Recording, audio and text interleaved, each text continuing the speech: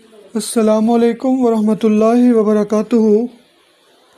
آج ہم ہومیوپیتھی کی ایک ایسی شخصیت کا ذکر کریں گے جن کا نام آتے ہی ریپیٹری اور فلسفہ ہومیوپیتھی ذہن میں آتا ہے۔ یہ عظیم شخصیت ڈاکٹر جیمز ٹیلر کینٹ ہے۔ ڈاکٹر کینٹ کی پیدائش 31 مارچ 1849 کو امریکہ میں ہوئی۔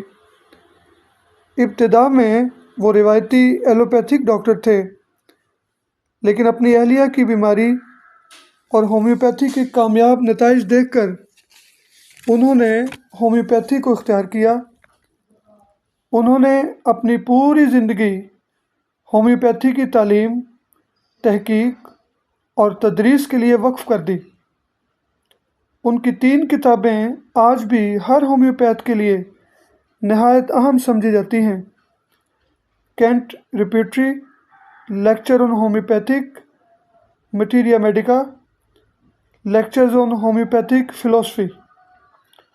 ڈاکٹر کینٹ کا سب سے بڑا پیغام یہ تھا کہ دوا صرف بیماری کے نام پر نہیں، بلکہ مریض کی مکمل علامات، ذہنی کیفیت، جسمانی کیفیت اور مزاج کو سامنے رکھ کر منتخب کی جائے۔ انہوں نے ہومیوپیتھی کے طلباء اور معالجین کو منظم انداز میں کیس لینے اور صحیح دوا تک پہنچنے کا طریقہ سکھایا، جس سے دنیا بھر میں لاکھوں معالجین نے فائدہ اٹھایا۔ ڈاکٹر جیمز ٹیلر کینٹ کا انتقال 1916 میں ہوا، لیکن ان کی کتابیں اور تعلیمات آج بھی ہومیوپیتھی کا اہم سرمایہ ہیں۔ اللہ تعالیٰ ڈاکٹر کینٹ کی خدمات کو قبول فرمائے۔ ہم اپنی اگلی ویڈیو میں ہومیوپیتھی کے ایک اور عظیم محسن ڈاکٹر کانسٹنٹائن ہیرنگ کی زندگی اور خدمات پر گفتگو کریں گے۔